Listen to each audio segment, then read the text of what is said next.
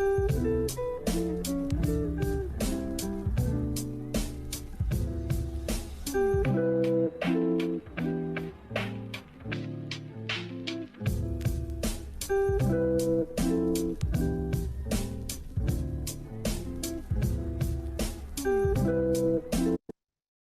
right, hello everyone and welcome. My name is Jacob Fenston. I'm environment reporter at WAMU and DCist, and we're very excited to have you all here talking about cicadas tonight, which is pretty much my favorite subject lately.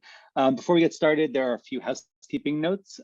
Closed captioning is available, so just click on the closed caption button at the bottom of your Zoom window and select show subtitle. This event is being recorded and live streamed on the DCist and WAMU Facebook pages. So just to give you a sneak peek of the program tonight, we're going to start off with some cicada science and learn about what makes these insects so unique. We'll answer some audience questions too, so if you have any, please put those in the Q&A box and we'll get to them in a bit. Then we'll have a little cicada trivia to keep our minds sharp, and a musical interlude with a world premiere and a special guest. Finally, we'll try cooking with cicadas, so there's lots of fun in store. Our first guest is Mike Raupp. He's known as the Bug Guy. If his name or voice sounds familiar, you've likely heard him before. He was a frequent guest on the Kojo Nambi show and on national shows on NPR. He's an entomologist and professor emeritus at the University of Maryland, and he runs a great blog called the Bug of the Week, where he's currently documenting the cicada emergence and running around to do lots of different interviews and documentary filmings and such. He's a fount of knowledge on all things bug related and a lot of fun to talk to. So welcome, Mike. It's thanks for being here. Mute. Well, Jacob, it's so pleasant to be here. Glad to join the show tonight. I've, as you can see, I've brought some of my friends behind me. And look at this, we even have one of the 17-year-old, a little teenager. This is one of the male cicadas that recently came out just around the corner. So, hey, it's underway, Jacob. I love it. It looks like it could be a lapel mic or a cicada. You never know with with Mike Raupp. So I wanted to start with some history. Sure. What are some of the earliest sightings that we know about of periodical cicadas? Yeah, well, certainly our Native Americans knew about periodical cicadas. We'll talk about that in just a minute, Jacob. But the earliest account I could find was from the second governor of the Massachusetts colony, William Bradford, and this is what he had to say in 1663. All the month of May, there was such a quantity of a great sort of flies, like for bigness to wasps or bumblebees, which came out of holes in the ground and ate green things, and made such a constant yelling noise as made all the woods ring of them and ready to death the hearers. So you can see, Jacob, even in our very early years, our politicians had a penchant for hyperbole. It's not going to be that bad. If we bring it a little bit closer to home, the first account I could find here in the DMV actually was published in the Maryland Gazette on April 3rd, 1751. It's an anonymous quote, but here's how it reads. We are informed in some places the locusts have been found in great plenty, just under the surface of the earth, almost at their full growth. May God avert our impending calamity. So you can see our colonists were concerned about this. Hey, they're calling these things locusts. As we know, locusts are really grasshoppers. Cicadas are much more closely related to aphids. But hey, these were folks escaping religious persecution back in the old world. They came to the new world, and coming up out of the ground were billions of small creatures. They probably thought they were back in Egypt, and this was the 8th biblical plague. So I think that's how the term locust often gets attached to cicada. Yeah, and you still see that. I mean, if you Google the news coverage of Brood 10 right now, you see a lot of references to locusts, which obviously is not exactly right. So this also confuses people a lot. There's cicadas every summer, and it's this sort of the background noise, the soundtrack to our summers here in the late summer. So what is different about the periodical cicadas that are coming out this year? Sure, Jacob. Well, people say, Mike, what's the big deal here? We have cicadas every year, and yes, we do. Every year we have what we call the annual or dog day cicadas. Now, these are pretty different. Basically, they take from 2 to 8 years to develop underground, but every year we're going to have some of the annual cicadas showing up late June, July, August, September. They have a very different strategy for survival. They depend on what we call stealth and speed. They can fly like F-16s. They're green, they're hard to find. And when you get close to them, boy, do they take off. Now, let's contrast this with the periodical cicada. The periodical cicada is only going to emerge every 13 or 17 years, depending on which brood it is a member of. They are gorgeous creatures, as you can see. They have these jet black bodies, the beautiful red eyes, the orange wings. They're spectacular. And their strategy for survival is one of the most bizarre of any creature on planet Earth. It's called predator satiation. So what they do is emerge synchronously in such massive numbers that they simply fill the bellies of every predator that wants to eat them, and there are still enough left over to perpetuate their species. Boom. Now that's pretty crazy, but guess what? This has been working for millions of years with periodical cicadas. That's interesting. That's why that one that has been crawling around you, it's so docile. It's not, trying to fly away and get away from you. It's just happy to hang out and become food if needed. I think it's really interesting also that there's this term brood. So there's brood X or brood 10, Yes. People call it. Both of them, I guess. Explain what a brood is. What does that mean? Sure. Well, the early cicada researchers, and even before that, they wanted to have a nomenclature, a way to basically keep track. They knew that in certain specific locations, every 13 or 17 years, there would be these massive emergences of these periodical cicadas. So they basically designated 17 broods of 17-year cicadas. Again, one for every year. So a brood is just a well-defined, or rather well-defined, massive emergence that happens in some particular part of the country once every 13 or 17 years. Now, we have 15 extant broods, or broods that are existing still to today, of periodical cicadas. We have 12 broods of 17-year cicadas and 3 broods of 13-year cicadas. We already know that 2 broods have gone extinct in recorded time.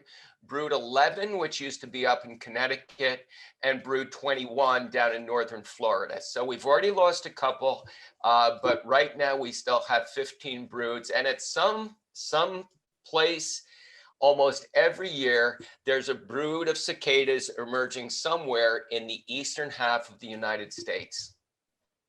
And when those broods have gone, disappeared, is that because of human development?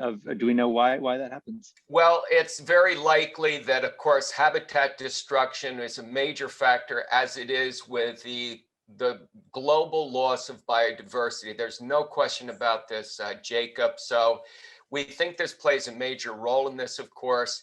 And for their strange survival strategy to work, they have to emerge in very massive numbers. And if anything happens to lower those numbers, like deforestation, they're going to depend on trees, agriculture, urbanization.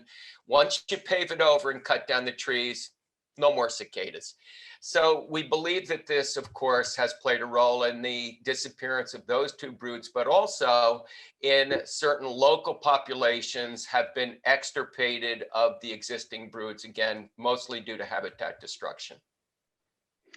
So another just fascinating fact with the cicadas is brood 10 is not just one species. There's 3 different species. So that sort of is amazing to me. I assume they're all the same. Tell us about the 3 different species that are coming out this year. Yeah. Well, this is pretty cool. When I first started that, I thought all periodical cicadas were the same. No way. Okay, so there are 3 species. The one that's basically often the first out of the box and one of the most common is what we call Cicada septemdecim. My favorite is a little cicada called Cicada cassini. And then also there's a third species called Cicada septendecula. Now they differ in their size, their color pattern, their habitat distribution. Some are upland species like septemdecim. We often find the cassinis down in more floodplain lowland areas. But perhaps the most curious thing, and of course we can differentiate them by genetic analysis, sure, looking at their molecular constructs. But the wonderful thing about these cicadas that makes them different is their songs. They have very, very different, unique songs, and we can talk more about that in a few minutes if you like, what the different songs are all about and what it means for the periodical cicadas. So these are the ways that we tell the three species that will be appearing this year here in the DMV apart. And I love that. So, I mean, you could actually tell just by walking around, driving around, you could listen for, if you knew what to listen for, you could tell, oh, those are Cassini, those are septendecim, if I can say that word. Yeah. And we actually have some sound clips here. So let's listen through to some of these. Okay, fantastic.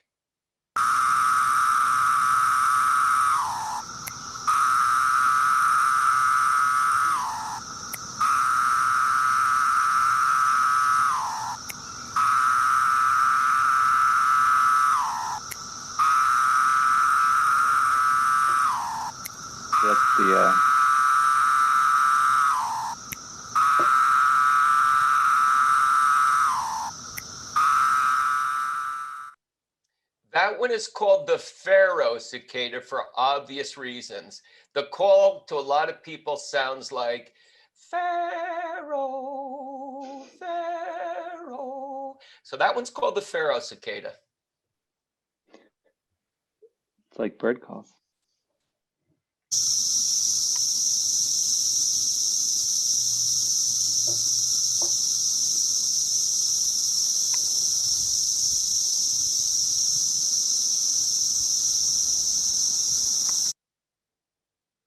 That's my favorite. Those are the cassinis, and it sounds like a transformer shorting out or some kind of electrical wire going crazy. And then the last one is the septendecula.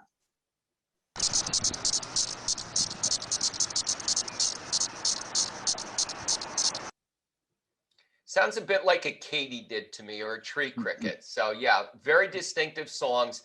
And basically, Jacob, these different songs are going to be used by the periodical cicadas to sort out with their broodmates.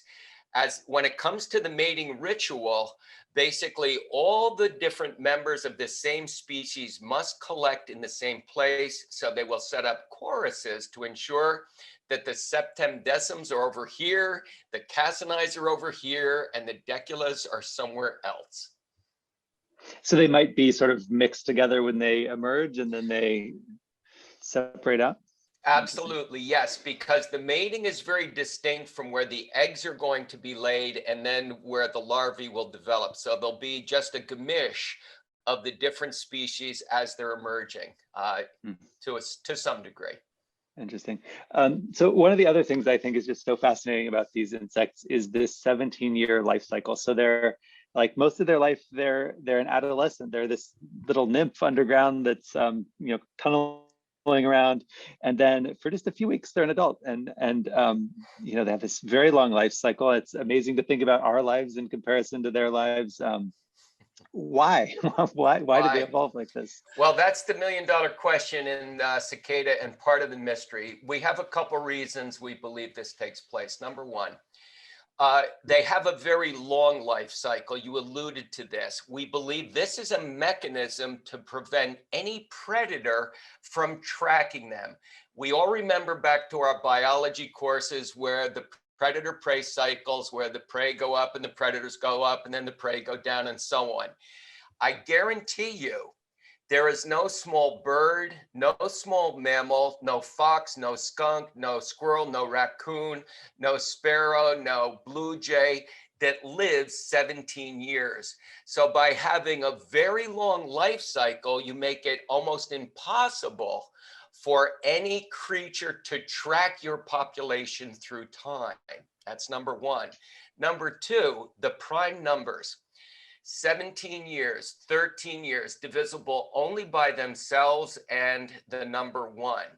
Let's imagine now we had a cicada that emerged every 2 years, another cicada that emerged every 4 years in the same location. That means that every 2 years, they would emerge simultaneously and interbreed, creating hybrids. Those hybrids might emerge in years 1, 2, 3, or 4. So rather than a massive synchronous emergence to overwhelm your predators, as Fauci would say, you have now lowered the curve and you can be eaten into oblivion.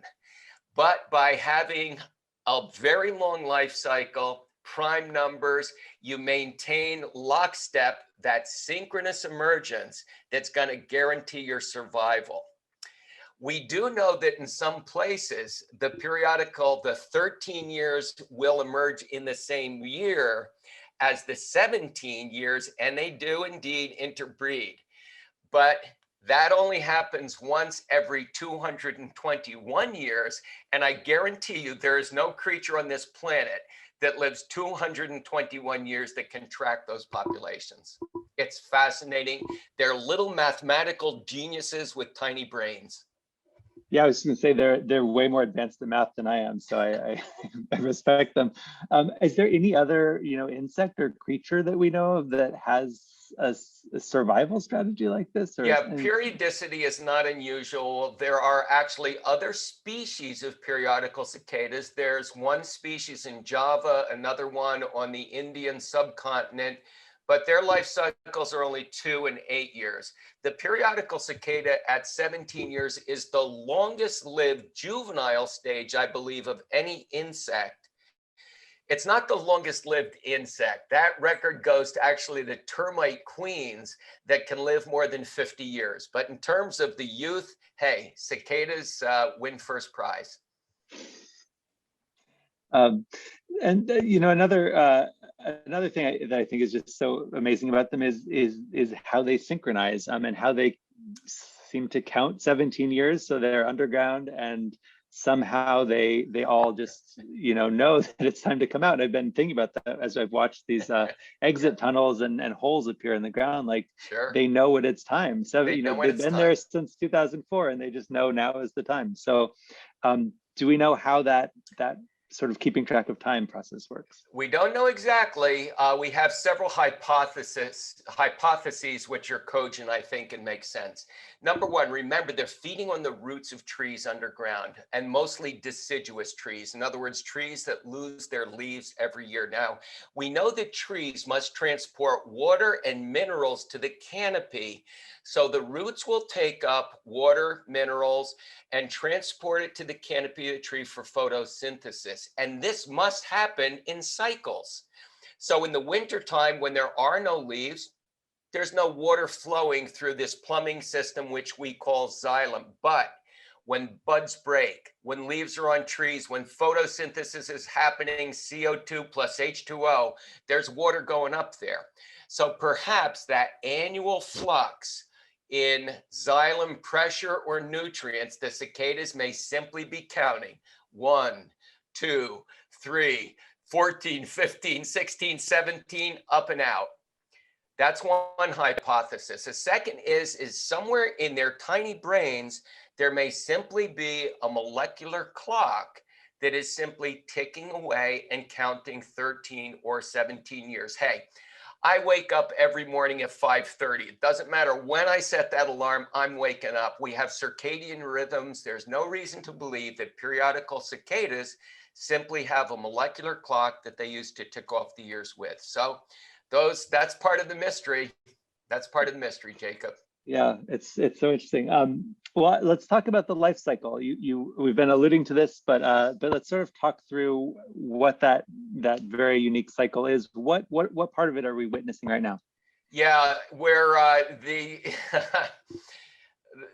well, for the past couple weeks, we had the very first cicada up and out of the ground on April 19th, just outside of Towson, Maryland. That was basically the vanguard, an extreme outlier.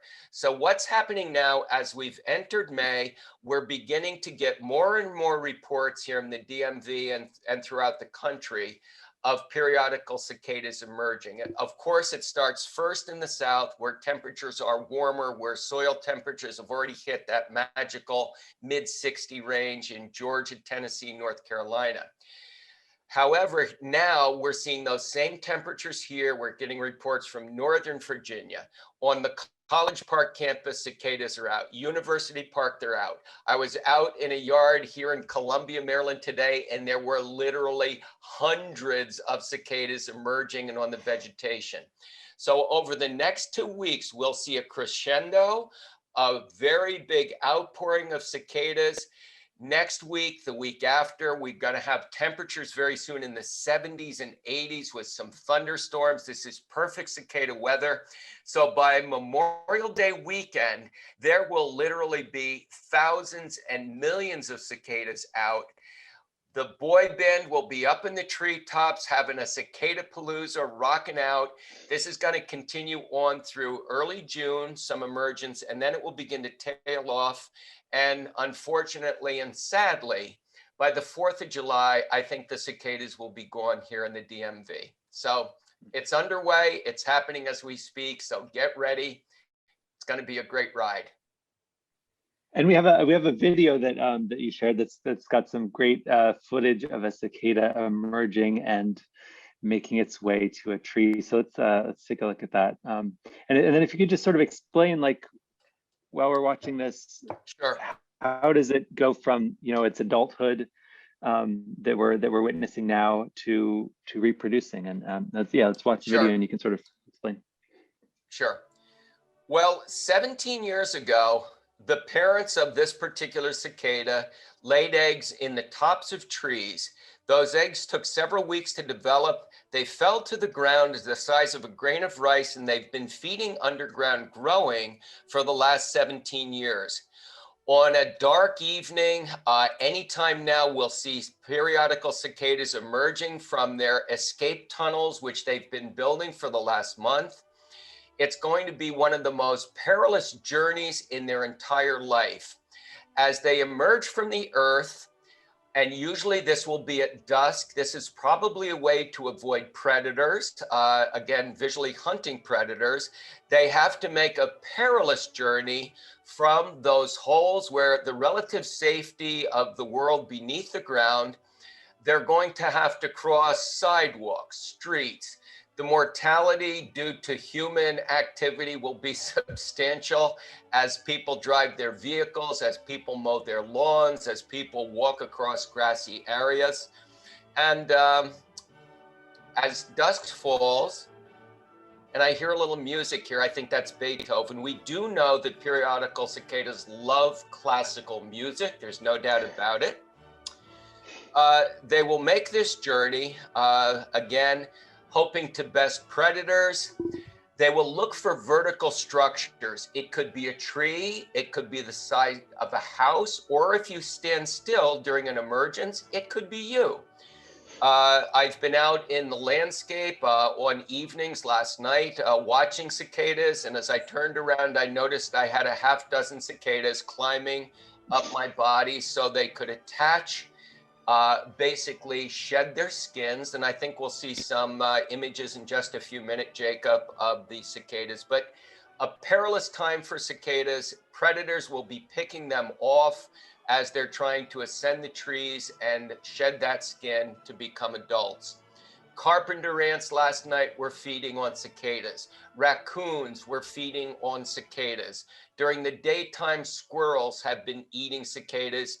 Birds are loving cicadas right now. So again, this is an incredibly perilous time for the cicadas as they get ready to molt from that last juvenile stage, which we call the fifth instar nymph, to the adult insect.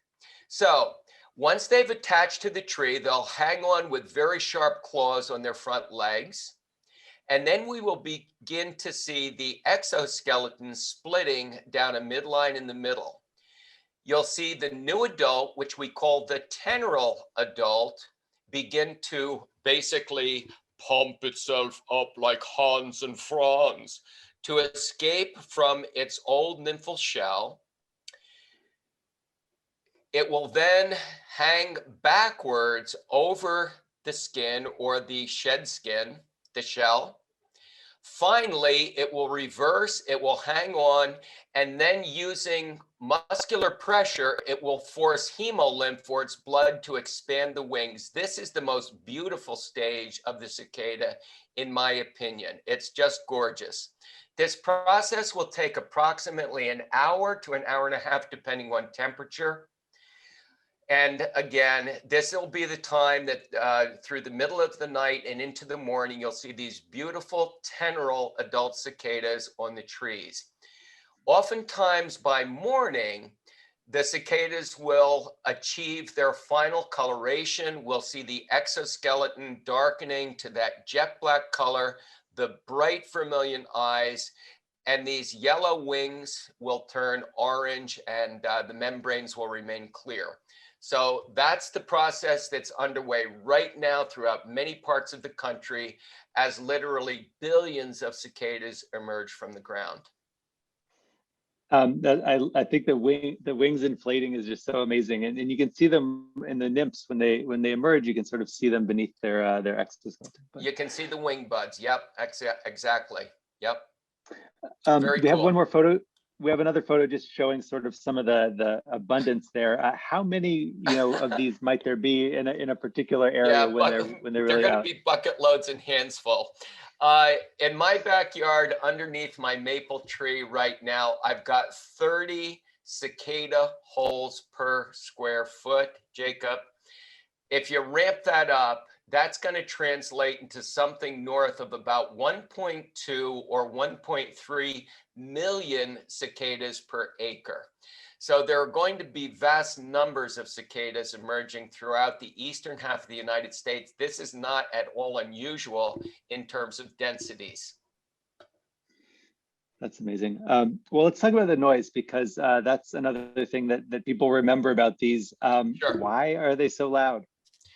Well, they have a number of very distinct calls. It's only the male that makes the noise. He's got an organ on either side of his abdomen. It is called the timbal organ. It's like a drum head.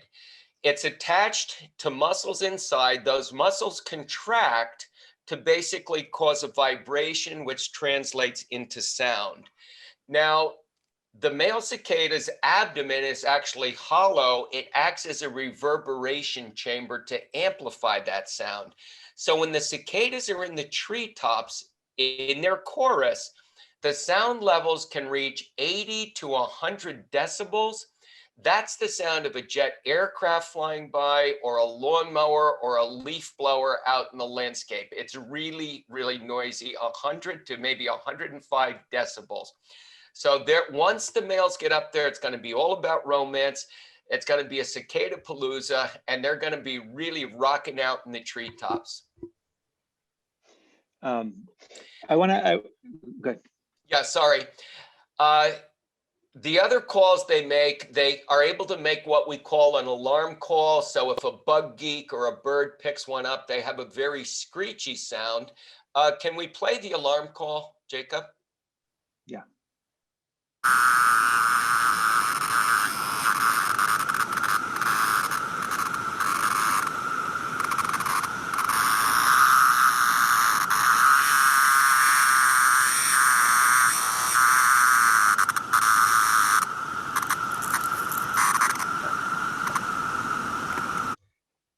So that's Yeah, a defensive call. The next call is called the calling song or the chorusing song. And this is the song they'll use to bring all the members of the same species to the same place.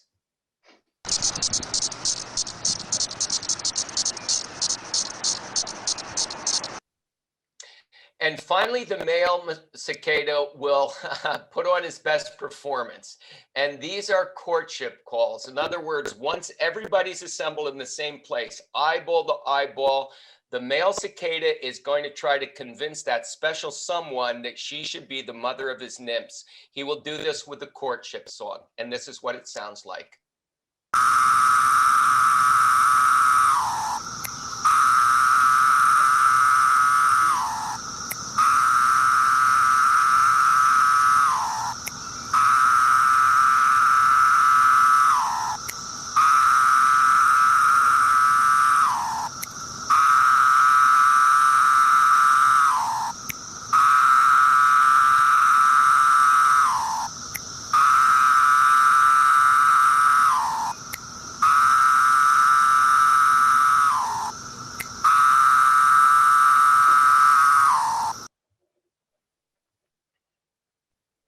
Pretty cool.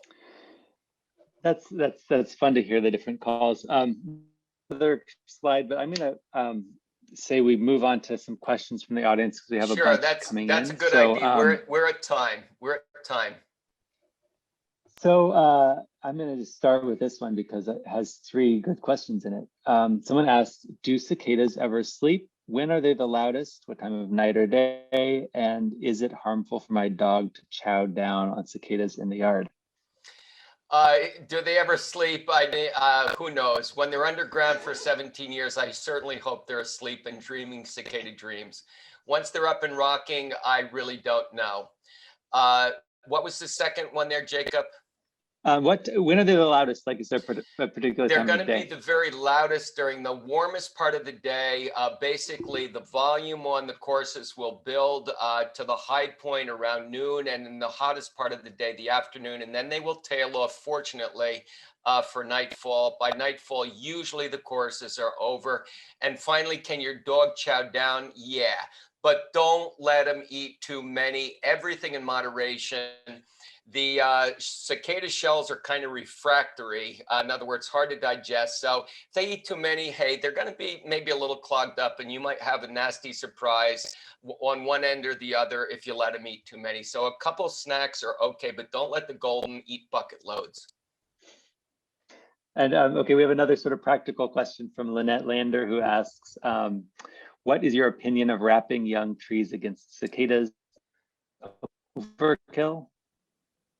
Yes, the tree wrapping, I think if you have valuable young trees that are easily wrapped, probably, 5, 6, 8 feet tall, and if you had cicadas in 2004, you should consider netting those trees. We have a wonderful video at our Cicada Crew website that shows you how to wrap a small tree. Having said that, if there were no cicadas in 04, you don't have to worry.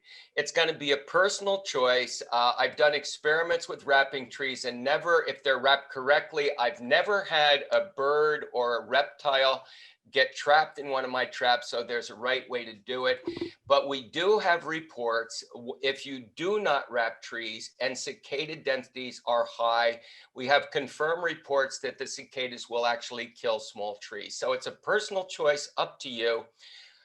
Mature, well-established trees, they're just going to shrug it off. No long-lasting effect on mature, established trees. It's your choice.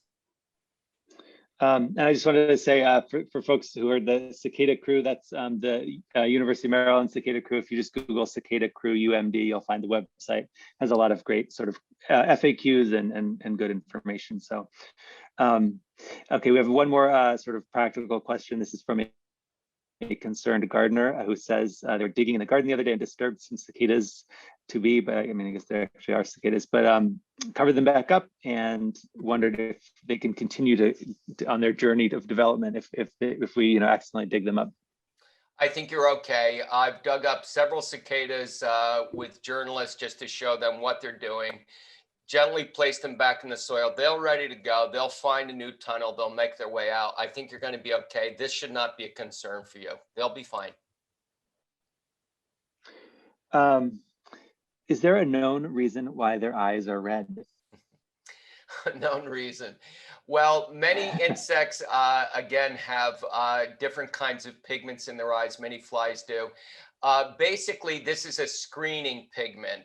The red color basically allows certain wavelengths to come through. Again, it's going to reflect as red, but it's a screening pigment to help with the visual pigment that actually is involved with converting light information into a neuronal signal. So it's a screening pigment. My favorite story, however, is that when the cicadas spend 17 years underground as nymphs, they actually gaze into the fires of Hades, and that turns their eyes red when they emerge. So that's another hypothesis. Hard one to test, but I've heard this mentioned before. Yeah, they dig down pretty deep, so that seems plausible. Yep. Someone else had an interesting question about the predator situation, and you sort of explained how predators can't really follow them year to year because it's emergence to emergence. But the second part of this question was what happens years following an emergence when predators, do predators create lots of offspring? Yes. Is there some sort of cycle created by this? Yeah. Absolutely. Remember now, these guys are little geniuses at transferring materials and energy up and down food webs. For 17 years, they take from the tree. In the 17th year, they're going to feed everything that wants to eat them. Birds are going to fledge more young. Those young are going to be bigger. Squirrels are going to be fatter than ever. Raccoons are going to be smiling. Foxes have been digging a 30-foot trench in my yard for a month, eating cicada nymphs. It's going to be a real bounty for many different kinds of creatures. I might snack on one or two. But in their final act of contrition, remember, they're going to die. They're going to come back to the ground and fertilize the very plants from which they were spawned, a circle of life. In addition to this, because of those exit galleries, 30 per square foot, this is going to allow water infiltration into the soil, helping the plants that grow there. And we know that some trees will actually grow better in the years following the cicada emergence, as will other understory plants due to the nutrient pulse that cicadas have put back to the earth. Great question. That's so cool. I like this question too because it sort of alludes to this this long life cycle. So this person says they were born in 1954. My first encounter with brood 10 cicadas was in 1970. Every 17 years since then, I've noticed, or maybe this is my perception, that they're diminishing in numbers where I live. So I was wondering, do we know if the numbers are going down? Is that an accurate perception, or maybe it's just this one location this person lives? Yeah, I think again, as I mentioned before, we've had a lot of insults to the environment, habitat destruction, for example. The biggest insult, of course, came during the colonial period when we deforested most of our region. So actually, in some areas, cicadas are now doing better, I believe. For example, when you take a tobacco farm or a soybean field or a hay field, and you now build parks, you set aside land that goes into ecological succession. If you have remnant forests where the cicadas have been hanging on and now they have new crops of trees, cicadas are actually going to do better. We have spectacular numbers of cicadas here in my neighborhood, which at the turn of the century was all orchards and farms. Now it's just old trees. It's oak trees. It's all kinds of ornamental trees. Cicadas are rocking out here in Columbia, Maryland. So in some places, yes, they're going down. In other places, I think cicadas are actually going up. Well, great. This has been a lot of fun. We are going to take a short break in a minute and then come back and talk about cooking and eating cicadas. But before I do that, I wanted to ask you, just in terms of eating cicadas, what do we need to know about doing this sort of safely so that, Yeah, well, great question, Jacob. I've got my emergence cookie. I baked a batch this afternoon, actually. They're very tasty. Looks like a little bit of soil with the cicada nymph emerging from the soil. The things you want to remember, first of all, if you have an allergy to shrimp or prawns, the same allergen found in the exoskeleton of those creatures is probably the same allergen found in this exoskeleton of a cicada. A shrimp allergy, please don't eat cicadas.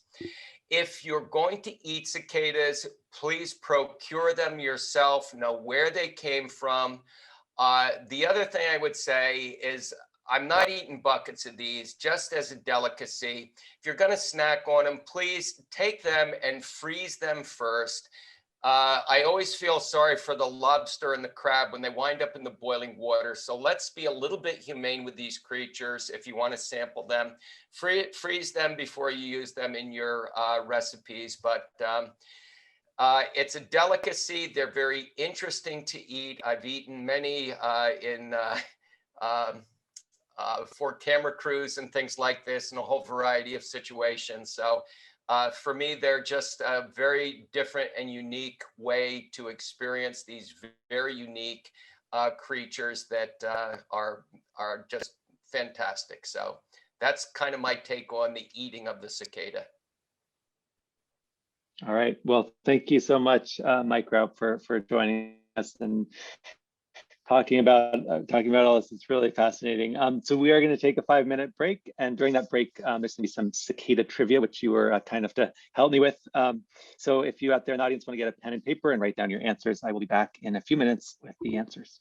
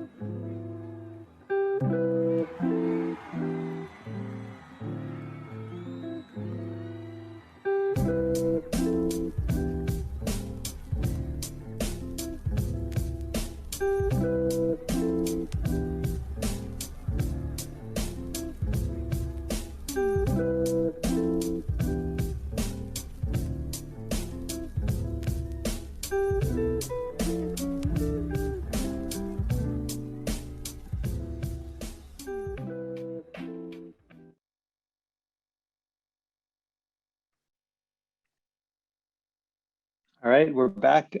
So I hope you had fun guessing or hopefully answering correctly the trivia questions there. We're just going to go through them briefly, go through the answers briefly, and see how many you got right. All right, how long do they hibernate? Number one it is D. They do not hibernate. Number two, cicadas are not locusts. False. Number three. How many broods, how many species are there? There are 3, B. Question 4, it is D, either X or 10 is acceptable. 5 is A, there are 15 periodical broods exist in North America. And 6, cicadas are not blind, so that's false. 7 is D. Cicada's eyes are usually red, but in some individuals it's blue. And 8 is B. Male cicadas can be as loud as a jet flyover at 1,000 feet or about 105 decibels. Number 9 is B. Male cicadas, wait, no, it's not. Number 9 is A. Male cicadas avoid deafening themselves by relaxing their hearing organs to dampen the sound. And 10, it's all of the above, D. So with that, we're going to jump in the next little portion here. This is exciting because this is a world premiere. It is the latest track by my favorite bug rapper, possibly the only bug rapper, MC Bugsy. Literally, he just finished this morning. It's called Brood Excellence. So let's take a listen.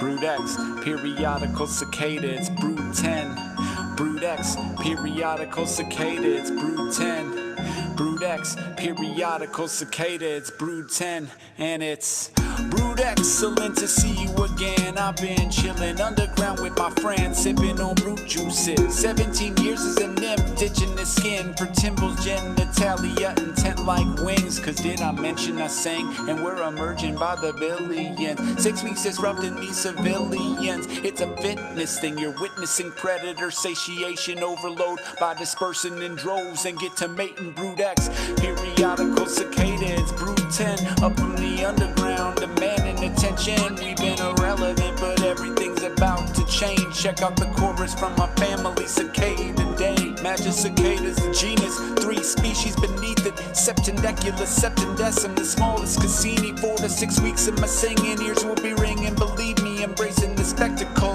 cause the emergence is fleeting. My life cycle is egg, 5 nymphal stages adult, playing that super long game with impressive results. Fossorial front legs that are used to excavate. Yeah, we can dig it all up in it and ready to captivate. See, all the nutrients I need are found beneath the trees where I was conceived. Now tapping all of these roots, predator free. Fell from branches the size of a grain of rice and hungry. Loyal to soil dug in where nobody can hunt me. Biding my time below, well, people stroll up above. 17 years of sipping sap through 4 months, almost done. Ready to give the world a true bug hug. Circadian rhythms, prepping my exit to the surface, because when the soil temp at 8 inches depth is 64 degrees F, make my final ascent to represent. Ground is riddled with half-inch tunnels. Up in your COVID bubble to sing with trillions of my friends and cuddle. In some places we'll number hundreds of thousands per acre. 100 decibels drumming when I'm shaking my money maker. Listening for wing clicks from cicada ladies. That's how I know we're vibing, and I've been constantly hollering lately.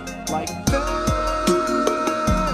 Great Eastern brood unbound, unique and world renowned. When my folks were doing what I'm doing now. Ushers, yeah, was #1, and I was just a baby headed underground. Brood X, periodical cicada, it's brood 10. Magic cicada, they're back again. Brood X, periodical cicada, it's brood 10. Insect sex, predator satiation.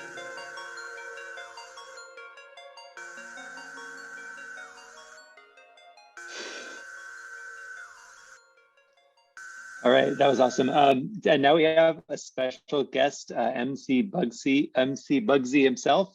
He is also known as Andy Lima. By day, he works at the Fairfax County Health Department in the Disease Carrying Insects program. But in his free time, he makes music about bugs and the diseases they carry. There's West Nile Story about West Nile virus, also Tick Check 1-2 about Lyme disease, and others. MC Bugsy, welcome. Thank you so much for having me. I am stoked to be here. I love the shirt. This is awesome. So this is in fact your second song about brood 10 cicadas. What about these creatures inspires you?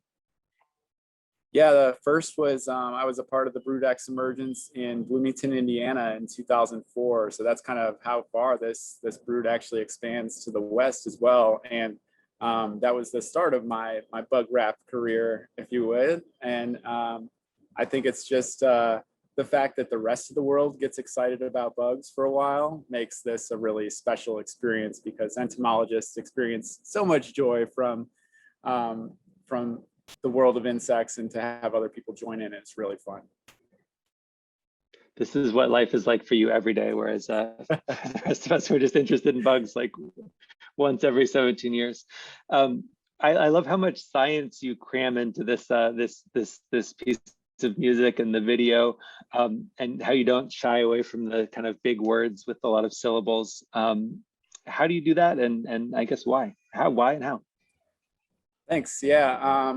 I mean, I think it starts with just the good scientific information is out there. So however I can try to make it creative and make it interesting for other people to consume the information, because I don't mind sitting down and reading a book about cicadas, or 2 books, or, give me Gene Kritsky and, those guys, John Cooley, all day, or some Mike Raupp. But not everyone's like that. So I just try to make things more digestible, and I'm into underground hip hop, where a lot of the focus is on the lyrics and the beats, and so that's why I like to make projects like this. And the guy who made the beat for this one turned it around super quick. His name's Kelton Williams, and he just knocked it out, and we really put this project together in about 2 weeks. So it was really exciting to do.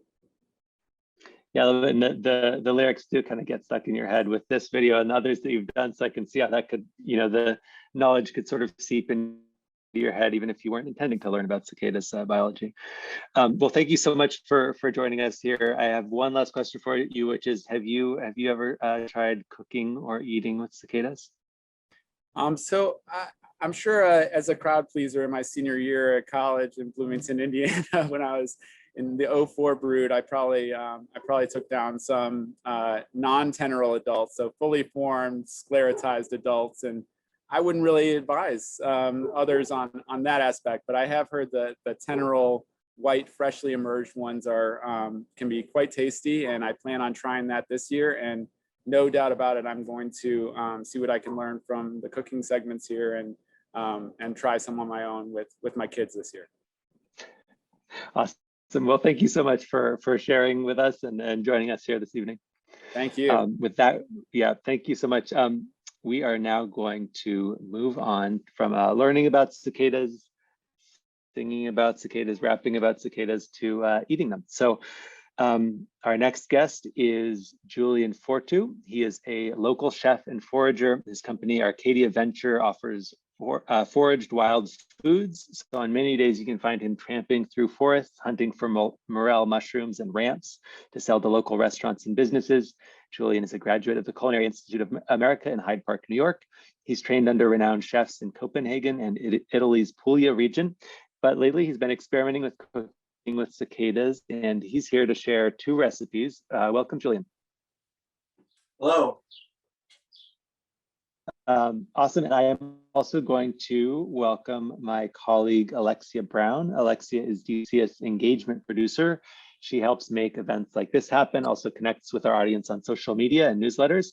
She's not a forager and not a trained chef, but we were able to convince her to go hunting for cicadas this week and to try out these recipes. So she's going to be cooking along with Julian, and I will too, but I'm going to let Alexia run the show for a bit. So welcome. Yeah, thanks for having me. Hello, Jacob. Hello, Julian. I'm super excited to start cooking. I do, again, just want to emphasize, I am in no way, I've never done this before, so I'm really excited. And Julian, I have a couple of questions for you before we get started. So I have like all of my ingredients together from these 2 recipes. We're going to be doing a banana bread, and we're also doing spring rolls. Those 2 things I'm generally familiar with. I've made them before, but never with cicadas. And that's really just like all of the questions that I have beforehand is just about why we cook with cicadas and what is that process like. So yeah, first I want to ask you, why would we even consider eating cicadas in the first place? Well, cicadas are a very good source of protein, for one. 2, they only emerge every almost every 2 decades, which means this is a great opportunity for someone to try eating cicadas that they wouldn't otherwise have the opportunity to do. And also, it's free to try for anybody.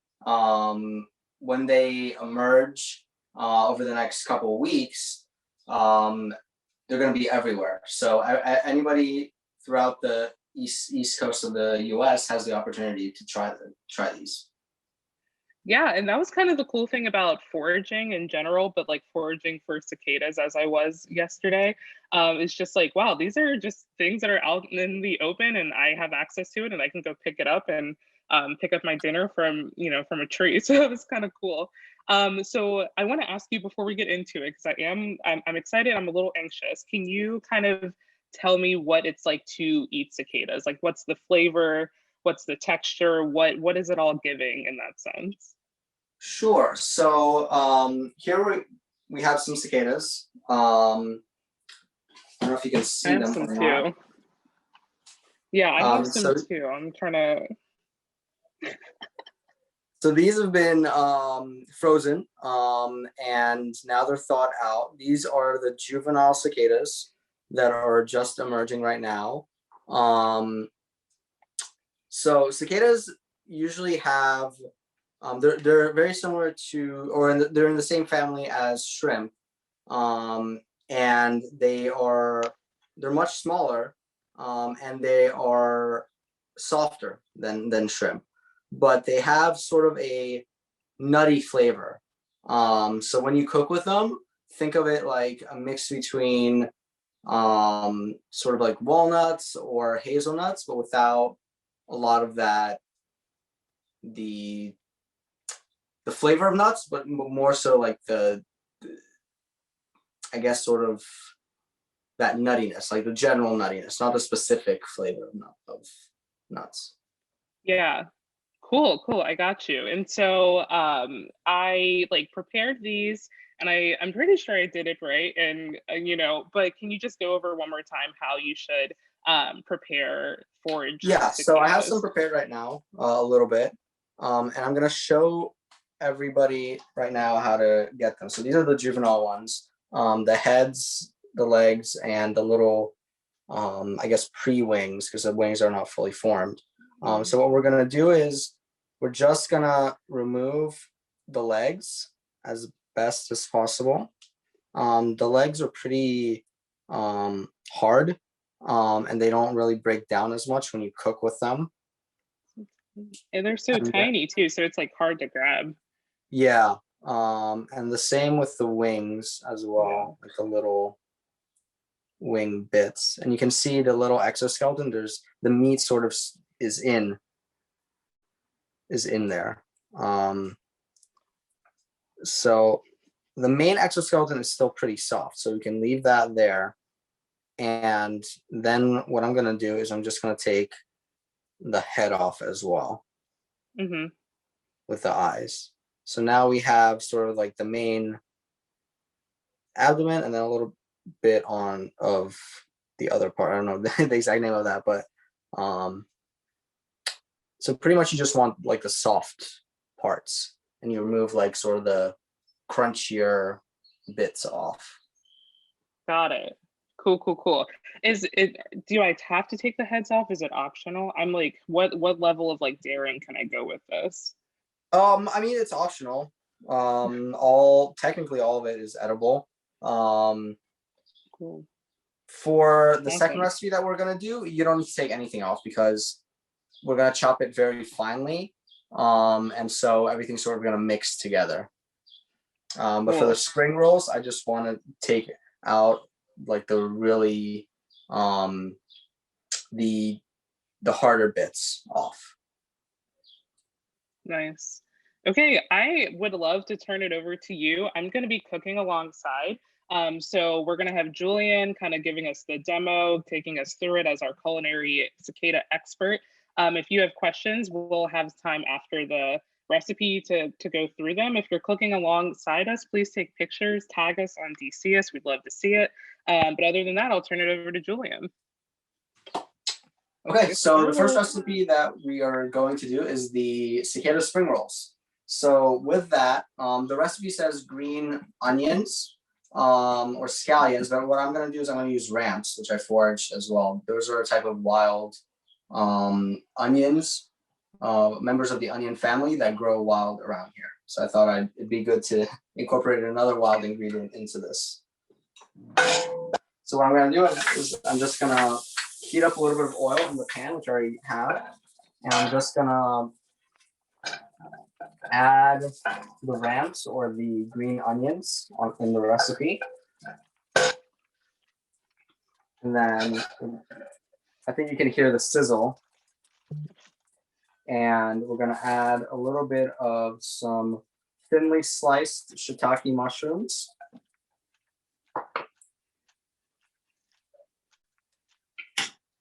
Some thinly sliced carrots.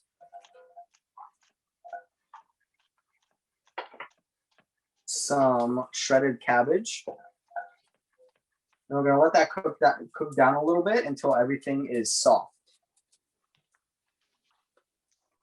And what I love about spring rolls is you can add anything to them. You can add any of your favorite vegetables and make sort of like a medley of whatever you want, like red peppers or onions or any sort of vegetable that you can slice thinly. You can just add in there.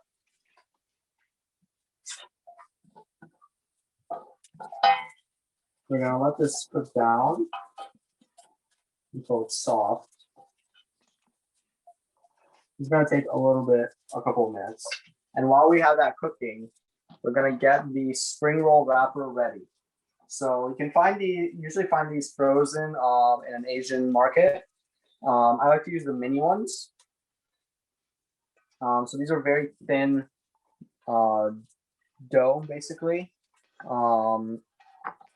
that you use to make spring rolls.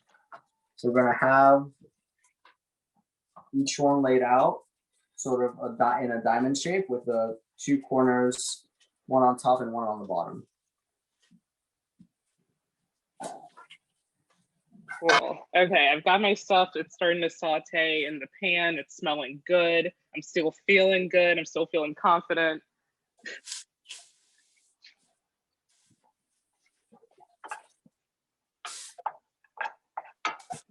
Julian, how did you come up with these two recipes? Like, we could have made so many things, I feel like. How did you develop these two? So the spring roll, I've done different spring rolls for a long time, and I thought it'd be really nice to incorporate cicadas into that. I've done shrimp rolls. I've done things with pork, beef, any sort of protein with vegetables rolled up and fried is always good. So I wanted to incorporate cicadas, which you can easily incorporate that into this recipe. The second recipe is actually based off of a recipe that was published 17 years ago with the last cicada emergence. So because of the nuttiness of the cicadas, I thought it would work really well with walnuts and bananas into a banana bread. Yeah, I had like pre-toasted my cicadas and I was really surprised at how they smelled nutty. Yeah, like I have walnuts too for the recipe, but I was like, wait, that's not the sensation I was expecting. So I'm excited for that one. Hey Jacob, how's it going? Hey, good. I'm down here. I don't know if you can hear my sizzling food, but I'm in my kitchen. I have a question. I could only find these. These are for like fresh spring rolls that you are supposed to get wet and then wrap them up. Do you think that would work if I fry them, or is that going to be a disaster? That's rice paper, so that's for summer rolls. You can do that as well. Okay. What I would suggest though is once you've made this mix, you cool it down a little bit, because if it's too hot, it'll start to like melt that particular wrapper, which is made out of rice paper. This wrapper is made out of wheat flour. So yeah. So don't fry these. Got it. Yeah, don't fry them. Okay, so now we have the vegetables softening up. What I'm gonna do is I'm gonna add a little bit of this toasted sesame oil, just a very tiny amount. It has like a strong flavor. The recipe says hoisin sauce, but I'm gonna add oyster sauce actually. Either one works. Just a small amount. Ooh.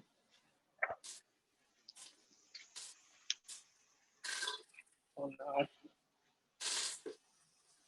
And then a little bit of soy sauce. It's actually a local soy sauce from a farm I work with, Lindera Farms, is in Virginia.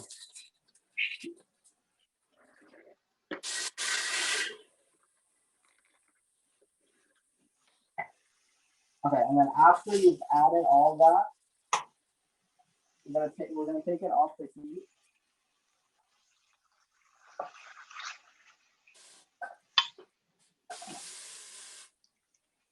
And we're gonna add a little bit of the bean sprouts,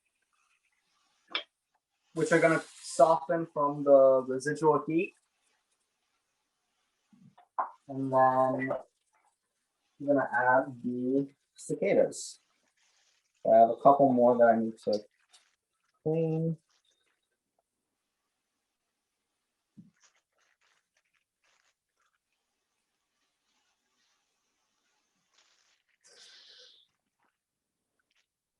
So Julian, I know you're a local forager.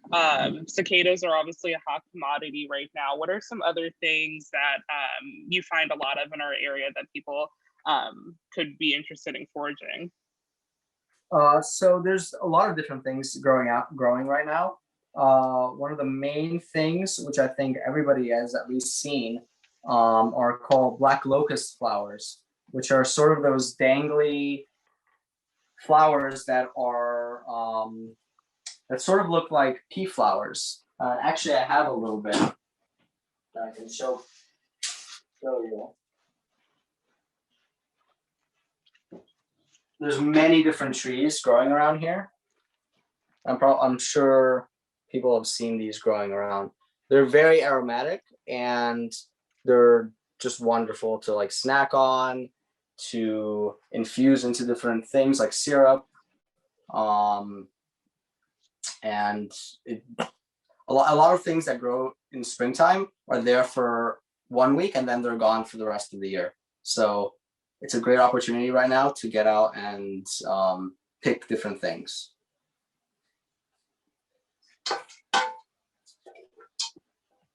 Okay, so now I have cicadas, the vegetables all softened up. And now we're gonna start to do the spring rolls.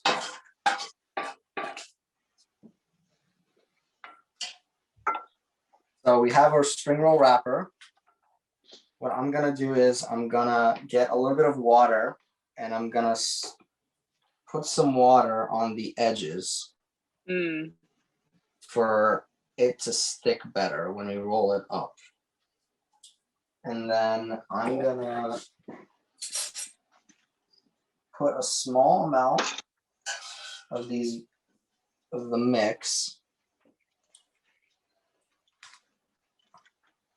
We want to put it in the center, but a little bit more towards the bottom rather than completely in the center.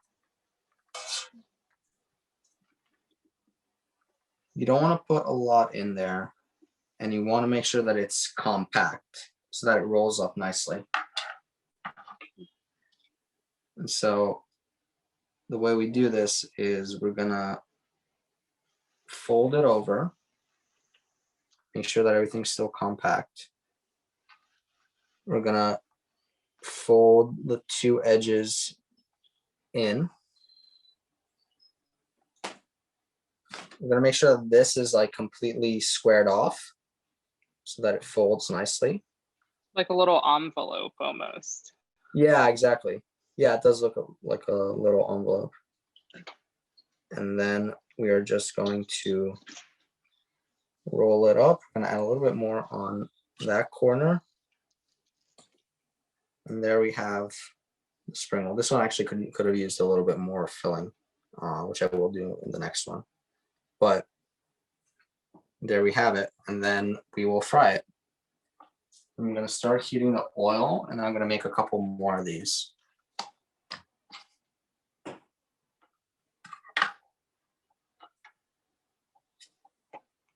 Cool. So I too have the rice paper rolls like Jacob, so I'm not going to do the frying, but your rolling did give me that was some good technique. So I'm going to practice that.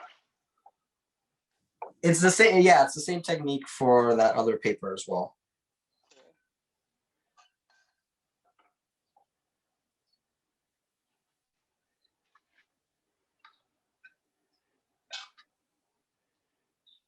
I didn't take the heads off, and now I see the little creatures staring out at me in the pan. It's a little unnerving, but guess I shouldn't be expecting it that closely anyway.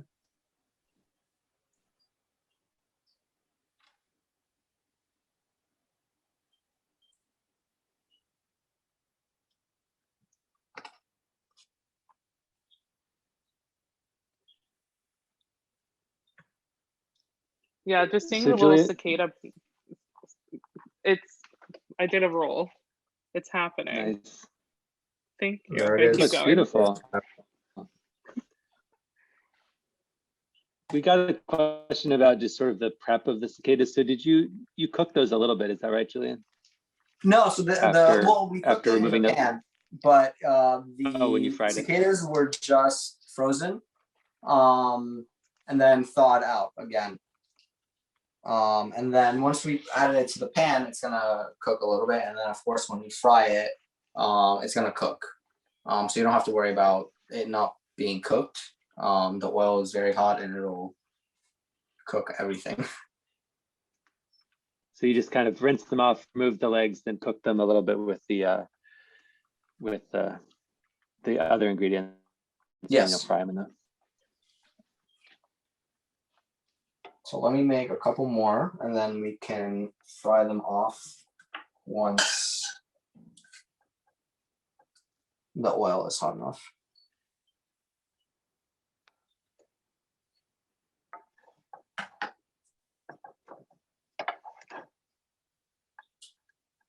How long do you think cicadas would stay okay to eat in the freezer? Probably for at least 6 months, if not longer. Not 17 years, because I want them to get me through to the next emergence. You'd have to pick a whole freezer full to last you 17 years. You know, this is like a delicacy. You can only make this every, 17 years, a brewed 10 spring roll. Exactly. So really, this is something special.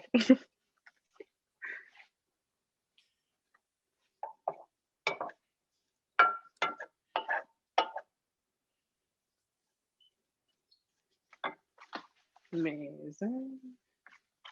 Cool. I think I'm gonna roll like 2 more.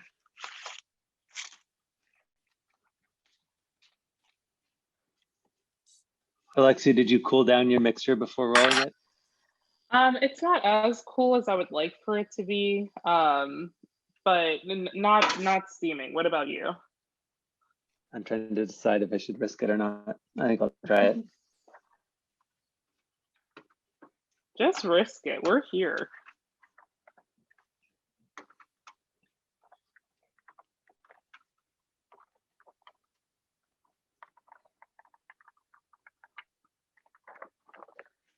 Okay.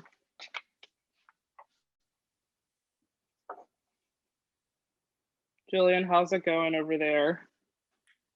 Good. I'm gonna finish up the last one and then I will start to fry them. You want the oil to be at around 350 degrees. I don't have a thermometer with me, but I will show you how to check if you don't have a thermometer. And you just basically, so you have a leftover spring roll wrapper, just cut it up into like a little bit into smaller pieces. And then you can test how hot the oil is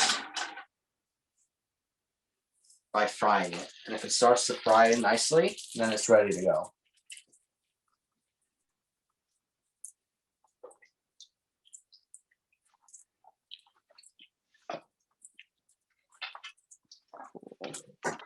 This one just slightly under heat-wise. Actually, no, it's good. Okay, I'm gonna start to put the spring rolls in there. We're gonna get some sizzle. Everybody watch out. And it's very important to have this sealed properly so that it doesn't unfurl when you fry them. I'm just gonna fry them until they're nice and golden. Want to turn them a little bit because they tend to float.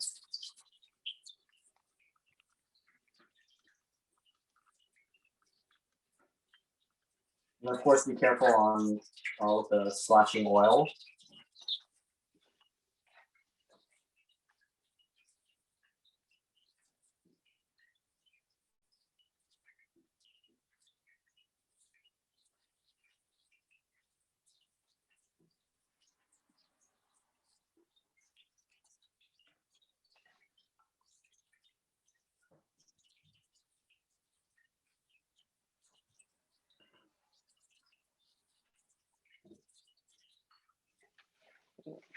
Now, what I like to do is to make a quick dipping sauce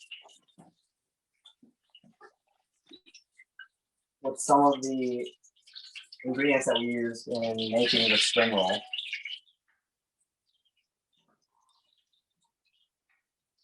Jacob, do you have a roll ready? I think I saw in the corner.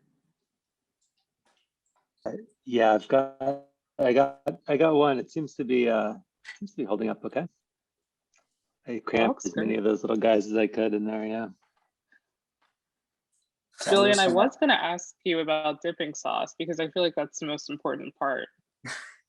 Yeah, so I just like to make some people make like a sweet chili sauce, which is very good for these. I like to do sort of a mix of the 3 ingredients that we used in the vegetable mix.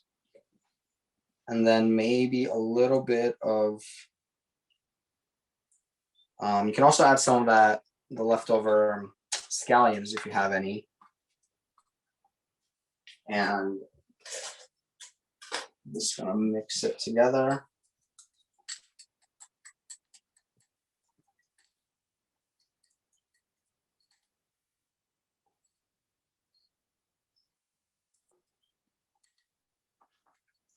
Yeah, that looks like a winning sauce to me. That's the one I'm gonna do.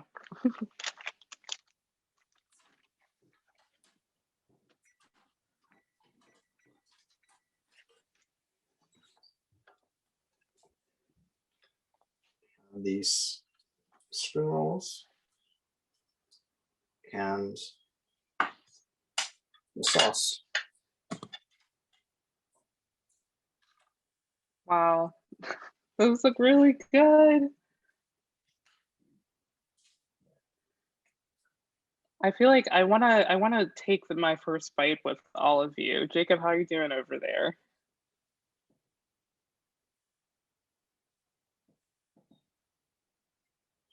I'm ready. I got my Okay. sauce. I think, wait, so the three ingredients in the sauce were the soy sauce, hoisin, The soy sauce, the and hoisin or oyster sauce, and the sesame oil. And you can also add a little bit of the chopped green onions, or even a little bit of garlic if you want to have more of a garlic flavor as well. I think we should do a taste test. All right. I'm ready. Cheers to Brew 10, I guess. Cheers to Brew 10. Brew 10.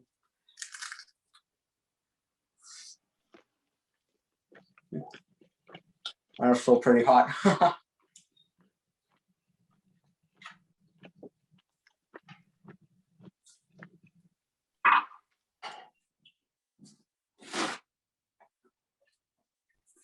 You know, I took a really, really big bite because I was like, if I'm gonna do it for the first time, I'm gonna do it big. It's really good. That's amazing. That's so good. Jacob, Yeah. what are your thoughts? What are you processing? I like it. I don't really You guys taste the cicadas which in there? yeah, I don't really taste the cicadas, which maybe it's a good thing. Or maybe I just needed more because we had a little cicada shortage going on here. So I think if I had more of them, I would make it heavier on the cicadas. That's good.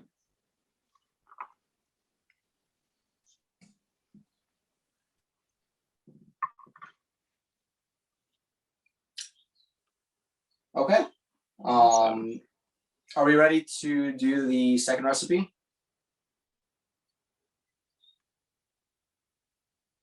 I'm still eating my spring roll here, but Oh, you guys can move on. Yeah, No, they're good. Julian, let's kick it off. They have kind of an interesting texture, but I don't know about the taste yet. I think I have to taste some more of them.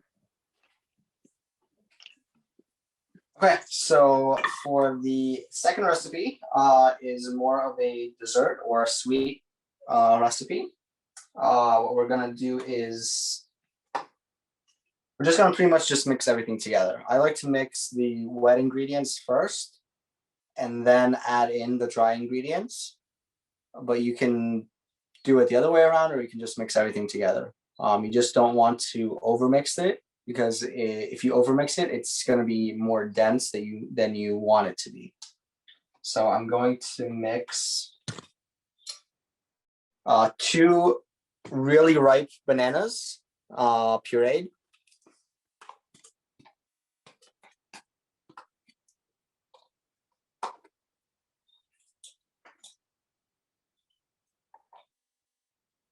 Half a cup of really soft butter.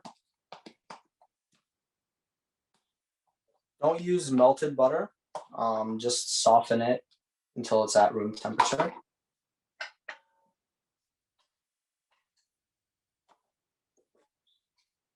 2 eggs mixed together.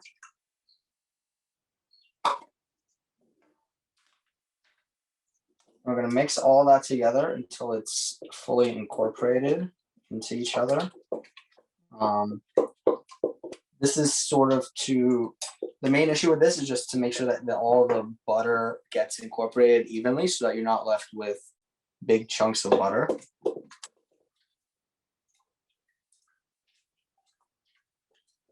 Actually, I'm even going to use a whisk for this part.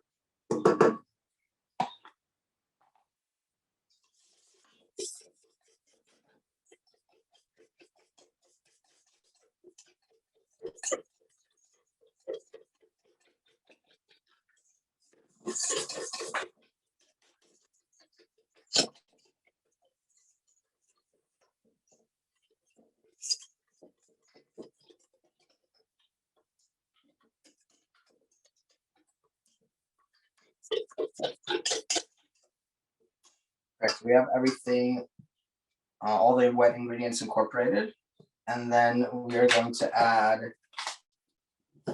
3/4 of a cup of sugar and 2 cups of flour, which I like to incorporate slowly so that we don't get a lot of clumps.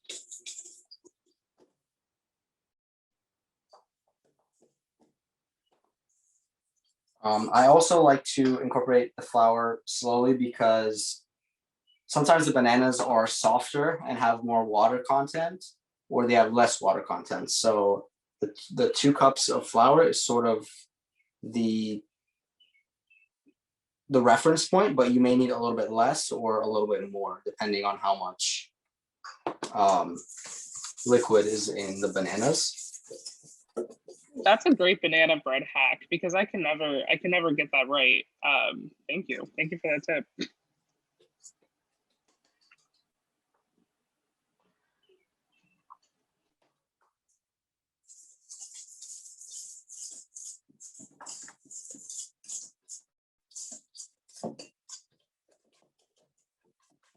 All right, so this needed a little bit less than 2 cups of flour. You can see it's already pretty thick. At this point, I'm going to use the wooden spoon.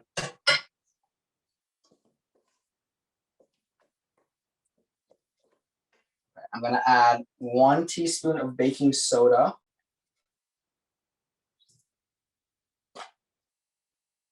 And this is what makes it rise.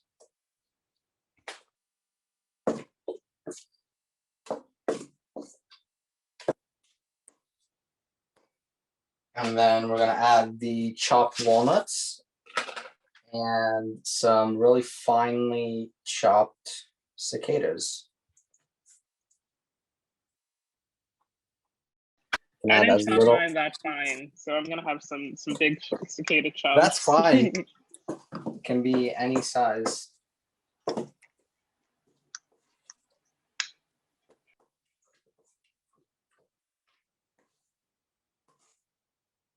Okay, so you just want to mix it until it's incorporated, and that's it. Don't overmix it. And you want to get a loaf pan. It can be any material. You can even use the thin disposable aluminum ones. These are the ones that I have. These ones are a little bit longer, but it works anyway. So, and then we're gonna spray it with some nonstick spray.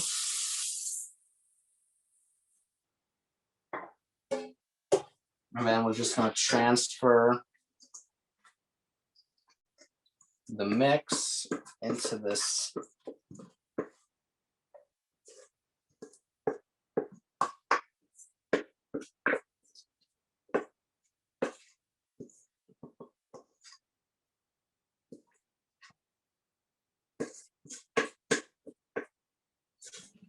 I like how we're taking the same ingredients, cicadas, and we're doing something savory, we're doing something sweet. I like that dichotomy.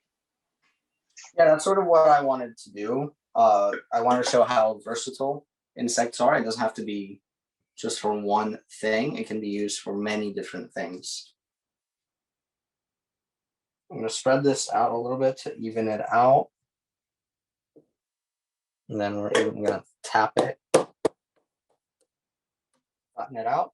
and then we are going to bake it at 350 degrees for anywhere between 45 minutes and an hour. So the way you test it, like most baked things, is with a toothpick. So once you put the toothpick in the center, and if it comes out clean, then it's done.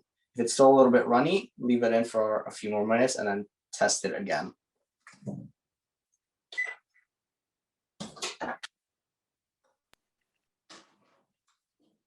And since it takes an hour and I don't want to wait an hour for this, I pre-made one earlier today. Oh, could you get the camera a little closer to it? I'd love to see sure. a little. Wow, that looks so good. So can you taste the cicadas, or does it taste like banana bread? You don't really taste the cicadas with this because, well, I chopped it up very finely and it tastes nutty anyways when you added the walnuts, so all the flavors sort of go together. So if you serve this to someone and didn't tell them it was cicada, they probably would have no idea. Tell them afterward. It's just like a little extra protein, right? Yeah.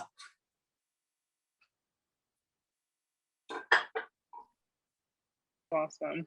There were questions for us to describe a little more like what the cicada really tasted like. Jacob, do you want to maybe talk about your experience a little more with that?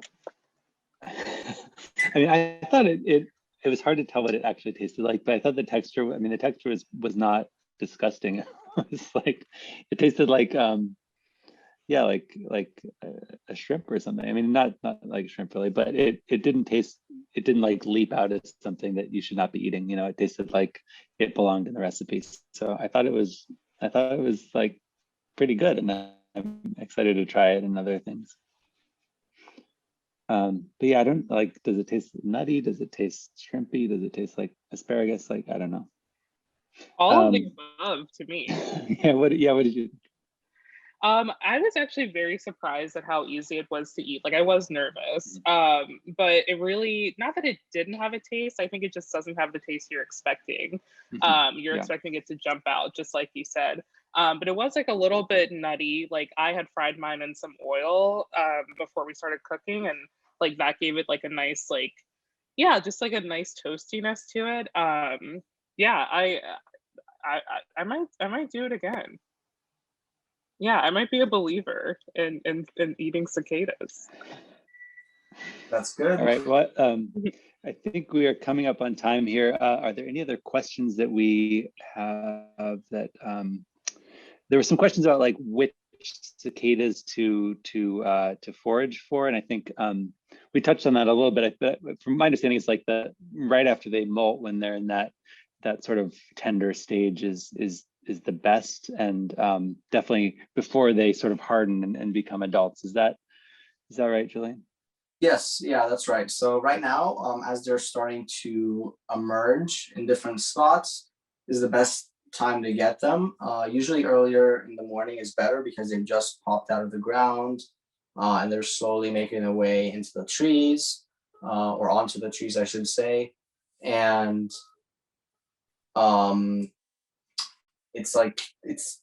that's the best time to get them. Once they start to make the wings, of course, it's more difficult to catch them because they're flying around. But they also have a harder exoskeleton, which means that you have to remove that before you eat it. And we got a question just about the banana bread. Did you do any preparation of the cicadas before putting them in the batter? No, well, I just chopped them like cook them or anything. Okay. I just put all of it. I didn't remove any of the legs or head or anything like that. Great.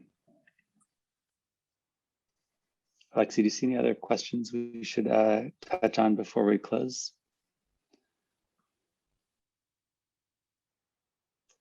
Yeah, those look good to me. Well, someone did ask, do different species have different flavors, which I don't know what that answer would be. We're gonna have to do a taste test. This is what we're gonna have to do here. I'm not sure. I'll have to do more research on that. To be honest, I don't even know how to identify all the different species. So I'll do more research on that, and if I see any difference, I will let you know. Yeah, I mean, that could be like think a that's our- 13 to 17 year project. So yeah, we definitely need to come up with the research to answer that question. That's our next DCist event, is a taste test of the 3 different species. Yeah. Well, thank you. I think we're at time here, but thank you, Alexia and Julian, so much for Thank you. walking through Thank you those so much. recipes. That was awesome and delicious. Yeah, thanks for joining us. So Julian Fortu again is with Arcadia Venture, and you can find his website by Googling pretty easily. And I want to thank our other guests, Mike Raupp, Andy Lima, aka MC Bugsy, and yeah, thank you all for being here. It was a lot of fun. We'd also like to know how you think we did. We hope you'll take a few minutes to fill out a survey that will appear on your screen. It will help WAMU improve our virtual events in the future, and your support makes the event possible. So please consider making a donation to DCist and other to support DCist and other WAMU events. We also have one more song about cicadas to listen to while we're making our way out of the event. This is a song by another local musician, Patrick Craig of Edinburgh, Virginia. It's called the Cicada Song. So enjoy that while you're filling out the survey and making your way out. And thank you so much for joining us. I had a lot of fun.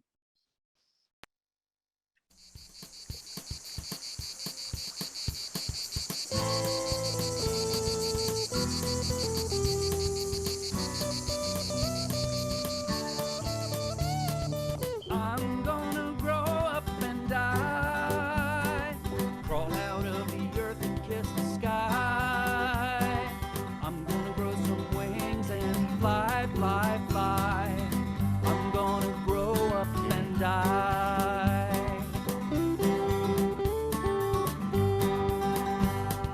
Crawl up on a tree is what I'll do. Gonna sink my claws into it too. Forget about the past and metamorphosize my. Crawl up on a tree is what I'll do. I'm not gonna brood, gonna keep a real good attitude. I'll keep on dreaming cause I'm 17 and leaving for the first time.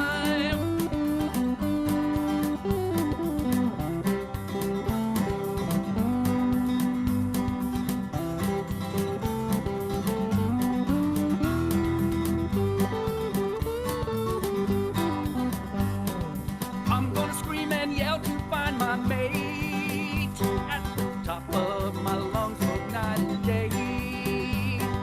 I'm not ashamed that I'm an ugly cicada. I'm gonna scream and yell to find my mate.